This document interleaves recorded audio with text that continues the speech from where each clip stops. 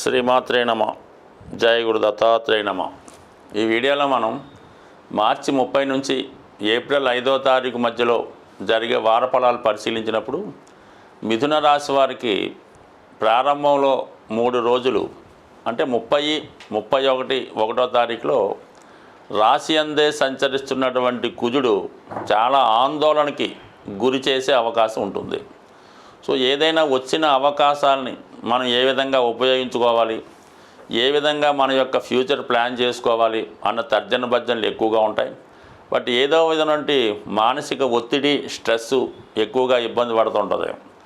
అటు ఆరోగ్య సమస్యలు పెద్దగా దీన్ని మనం చెప్పలేం, కానీ వృత్తిపరంగా ఎక్కువ సమస్యలు ఎదుర్కోవడంతో జాతకుడు ఏదైనా ఉద్యోగం మారడానికో తన యొక్క ఇండస్ట్రీని కానీ ప్లాట్ఫారం కానీ మార్చాలనే ఆలోచనలో చాలా స్ట్రగుల్ పడడం జరుగుతూ ఉంటుంది.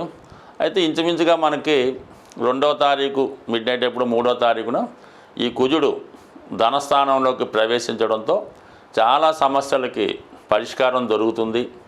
అలాగే నూతన అవకాశాలు వస్తాయి. వచ్చిన అవకాశాన్ని ఏదో విధంగా నిర్ణయం తీసుకోవడం జరుగుతుంది. అందుకని వారం బిగినింగ్లో మాత్రం ఏ విధమైన స్ట్రెస్ పెట్టకుండా మీ యొక్క ఆలోచనని ఒక 3 రోజుల పాటు వాయిదా వేసుకుంటే మీ సమస్యకు సరైనటువంటి పరిష్కారం దొరుకుతుంది. మీ యొక్క ఆలోచనకి మీ కుటుంబ సభ్యులు కూడా చాలా వరకు సహకరించి ఏదైనా ఒక సమస్య అవ్వచ్చు, ఒక స్ట్రెస్ అవ్వచ్చు, ఒక ఆందోళన అవ్వచ్చు, దాని నుంచి బయటపడడం జరుగుతూ ఉంటుంది. అయితే మనకి ఈ దశమ స్థానంలో ఏర్పడినటువంటి ఈ 6 గ్రహాల్లో సరే ఒకరోజు మాత్రం మీకు చంద్రుడు దశమ స్థానంలో ఉంటూ ఇంచుమించుగా మన్నాడే 11వ స్థానంలోకి రావడం జరుగుతుంది. ఇది ఒక విధంగా మీకు ఎలా ఉండదంటే మీరు ఏదైతే ఎదురు చూస్తున్నారో కుటుంబ సభ్యుల నుంచి సహకారం కానీ, అలాగే ఫైనాన్స్ సౌకర్యం కానీ, ఏదైనా ఒక వార్త, ఒక శుభవార్త ఉద్యోగానికి సంబంధించింది అవ్వచ్చు, ఏదైనా జీవితంలో విలువైనటువంటి సమాచారం మీకు సోమవారం తర్వాత చాలా వరకు అందే అవకాశం ఉంది. అంటే ప్రతి సమస్య కూడా ఈ సమయంలో కొద్దిగా జటిలంగా, కఠినంగా అనిపించిన 2-3 రోజుల్లో ప్రతి సమస్య కూడా సాల్వ్ అవ్వడం జరుగుతూ ఉంటుంది. ముఖ్యంగా ఈ శని యొక్క మార్పు ఈ రాశి వారికి ఎలా ఉందంటే దశమ స్థానం అన్నది వృత్తి అందరికీ తెలుసు. ఇక్కడ శని భగవానుడికి అష్టమాధిపత్యం కూడా రావడం వల్ల దశమ స్థానంలోకి రావడం అన్నది వృత్తి మీద ఒక విధమైనటువంటి పట్టు ఏర్పడడం జరుగుతూ ఉంటుంది. బాధ్యతలు పెరుగుతాయి. ఇతరులు చేసిన పని కూడా మీరే చేయవలసి ఉంటుంది. టోటల్ జాబులో అంటే మీ మొత్తం వృత్తికి సంబంధించినటువంటి మీ కార్యాలయానికి సంబంధించినటువంటి మొత్తం పట్టు మీ చేతికి రావడం జరుగుతూ ఉంటుంది. అంటే బాధ్యత మీ మీద పడుతూ ఉంటుంది.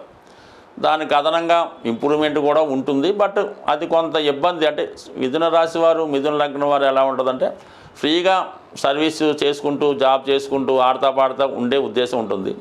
ఒకేసారి పని భారం పడినప్పుడు సహజంగా కొంత అసంతృప్తి ఎదుర్కోవడం జరుగుతూ ఉంటుంది. అయితే ఇది ముఖ్యంగా ఈ సాఫ్ట్వేర్ రంగం, ఫిల్మ్ ఇండస్ట్రీ, మీడియా రంగంలో ఉన్న వాళ్ళకి ఒక విధంగా గుర్తింపు ఉంటుంది. ఇప్పుడు వచ్చినటువంటి కొత్త వర్క్ ఏదైతే, కొత్త పని ఏదైతే ఉందో చాలా వరకు మీకు ఆనందాన్ని కలిగించడం జరుగుతుంటుంది. అంటే మీ మనసుకి ఏదైతే సంతోషాన్ని కలిగిస్తూ ఉంటుందో అటువంటి వృత్తి ఏర్పడడం వల్ల దాన్ని మీరు ట్రైనింగ్గా తీసుకున్నా పర్లేదు, ఒక మీరు అనుకున్న సాధించే విధంగా అయినా పర్వాలేదు. మొత్తం మీద ఒక కొత్త ప్రాజెక్టు మీకు రావడం జరుగుతుంది. అది మీకు చాలా సంతోషకరంగా ఉంటుంది. చాలా వరకు ఈ రాహు శని కలిగినప్పుడు ఇది ఎక్కువగా మీడియాకి సంబంధించింది, సినిమాకి సంబంధించింది. అంటే కొత్త బాగా ఇంప్రూవ్మెంట్, అంటే చిన్న పనికే ఎక్కువ రెమ్యునేషన్ పొందడం జరుగుతుంటుంది. కాబట్టి ఏదైనా ఒక గొప్ప అవకాశం మీకు ఈ వారంలో రావడం జరుగుతుంది. ఆ విషయంలోనే మీరు చేద్దామా వద్దా, ఈ ప్రాజెక్ట్ టేకప్ చేద్దామా వద్దా అన్న ఆలోచన ఏం పడక్కర్లేదు. ఖచ్చితంగా వచ్చిన అవకాశాన్ని తీసుకుంటేనే మంచిది. ఖచ్చితంగా దాన్ని మీరు ఫుల్ఫిల్ చేసే సమర్థత కూడా మీకు రావడం జరుగుతుంది. దాని తర్వాత ఏంటంటే ఇంచుమించుగా ఈ ఒక 45 రోజులు ఎంతో ఉంటుందన్నమాట ఈ రాహు శని కలయిక. ఈ సమయంలోనే మీరు చాలా కొత్త వండర్ సృష్టిస్తారు. దాని తర్వాత మళ్ళా రాహు 9లోకి రావడం, శని దశమంలో ఫిక్స్ అవ్వడం, మిగతా గ్రహాలన్నీ కూడా ఎందుకంటే దశమంలోకి వచ్చినటువంటి ప్రతి గ్రహం ఏకాదశంలోకి రావడం జరుగుతుంది. దాన్ని బట్టి అంటే వృత్తిలో మీరు ఎంత కష్టపడ్డా దాని తర్వాత ఖచ్చితమైనటువంటి లాభం మీకు రావడం జరుగుతూ ఉంటుంది. శుక్రుడు 10 నుంచి 11కు వచ్చినప్పుడు భార్య వల్ల, స్త్రీల వల్ల, బుధుడు రావడం వల్ల, వ్యాపారం వల్ల, ఇలాగ అనేక రంగాల్లో మీకు అంటే అంటే ముందుకెళ్ళే కొద్దీ 11లోకి వస్తున్నాయి కాబట్టి మీరు పాజిటివ్గానే ప్రతిదీ ఆలోచించాలి తప్ప దాన్ని పెద్దగా ఇబ్బంది పడిపోయి నష్టం వచ్చినట్టుగా ఏమీ భావించక్కర్లేదు. అయితే గురుగ్రహస్థితి 12లో ఉన్నప్పుడు కంపల్సరీగా వృత్తి సంబంధించిన విషయాలకి, పిల్లలకు సంబంధించిన విషయాలు వాళ్ళ అభివృద్ధికి చాలా వరకు ధనాన్ని ఖర్చు పెట్టడం జరుగుతుంది. బట్ ఏదైనా ఈ రాశి వారికి ఫ్యూచరు అద్భుతంగా కనబడుతుంది. ముఖ్యంగా ఇప్పుడు ఈ వారంలో ఎవరైతే మన ప్రేక్షకులు ఉంటారో ఎక్కువగా వివాహాలు చాలా డిలే అవ్వడం జరుగుతూ ఉంది. ఇప్పుడు అమ్మాయిల కన్నా అబ్బాయిల యొక్క పరిస్థితి చాలా ఇబ్బందికరంగా మారింది వివాహ విషయంలో. ఎస్పెషల్లీ 89 నుంచి, అంటే 1989 నుంచి 1995, అంటే ఇంచుమించు ఈ 30, 28, 26, ఇంకా 32, 34, 36 పిల్లలు కూడా ఇబ్బంది పడుతున్నారు. అటువంటి వారికి నమ్మకంతో చెప్పే ఒక రెమెడీ మనకి ఇదే నెలలో శ్రీరామనవమి రావడం జరుగుతుంది. ఎప్పుడు మనకి సరిగ్గా 6వ తారీఖు ఏప్రిల్ నెలలో.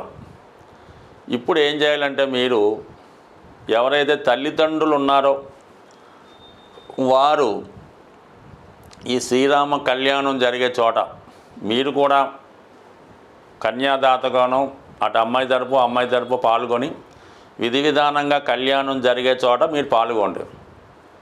కళ్యాణం అయి అప్పగింతలు అయ్యేదాకా ఉండండి జాగ్రత్తగా.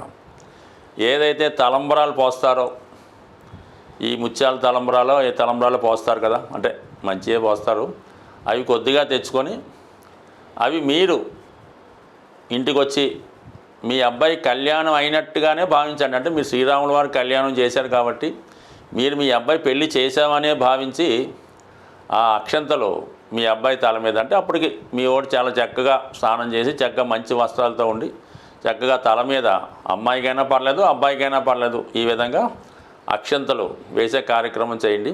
అలాగే పిల్లలు కూడా పాల్గొనే అవకాశం ఉంటే మీరు ఆ కళ్యాణంలో పాల్గొని ఈ తలంబరాలు అవి అయిన తర్వాత ఈ అక్షంతలను అందరి మీద జల్లడం జరుగుతూ ఉంటుంది.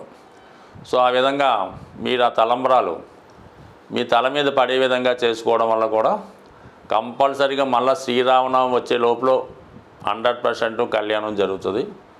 ఇంకా స్పెషల్ రెమెడీ ఏంటంటే ఈ కళ్యాణాలు పెళ్ళిళ్ళు జరిగేటప్పుడు ఈ తలంబరాలు అయినప్పుడు మీరు కూడా వివాహం కాకుండా ఉంటే ఆ తలంబరాల బియ్యం మీ తల మీద కూడా జల్లుకోవడం వల్ల ఏదైనా వివాహం అన్నది చాలా తొందరగా జరిగే ఉంది. ఇప్పుడు శ్రీరామనవమి యొక్క ముఖ్య ఉద్దేశం కూడా కంపల్సరీగా ఎవరైతే వారి యొక్క పిల్లలకి కళ్యాణం చేయలేకపోతున్నాం, కన్యాదానం చేయలేకపోతున్నాం అనుకున్నవారు కంపల్సరీగా వీరైతే మీరే పీటల మీద కూర్చొని ఆ కళ్యాణం చేయించే ఏర్పాటు చేయండి.